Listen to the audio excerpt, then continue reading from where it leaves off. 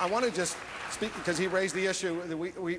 He raised the issue of corruption. Do you think it would be appropriate for President Bush to pardon Louis Scooter Libby, who was sentenced today to 30 months in prison for his role in the CIA leak case? You know, I think, Wolf, to make a determination on that, you'd have to look at the transcript.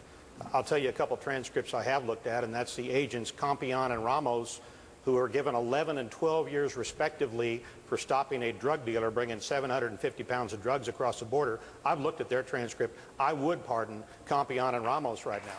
And let me say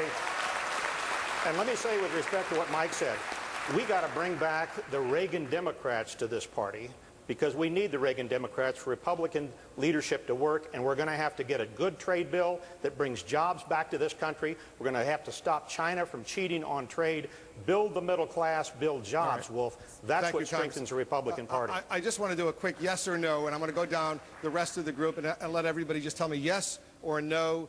Would you pardon Scooter Libby? No. No, I'm steeped in the law. I wouldn't do that. No, not without reading the transcript. Not without reading the transcript. He's going through an appeal process. We've got to see what happens here. I think the sentence was way out of line.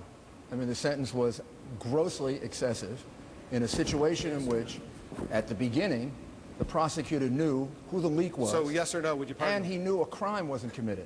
I recommended over 1,000 pardons to President Reagan when I was Associate Attorney General.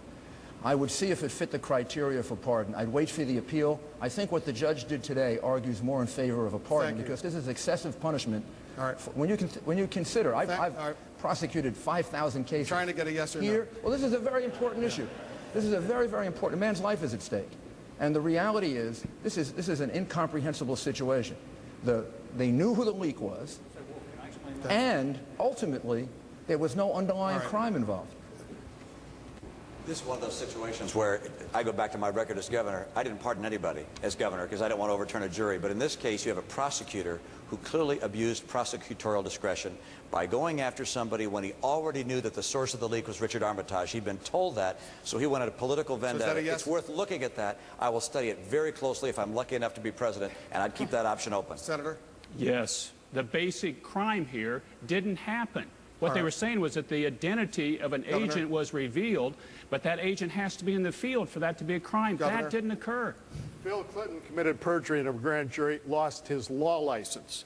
Scooter Libby got 30 months. To me, it's not fair at all. But I would make sure the appeal was done properly, and then I would examine the record. Congressman? Yes. Yes, all right. We heard from all of them.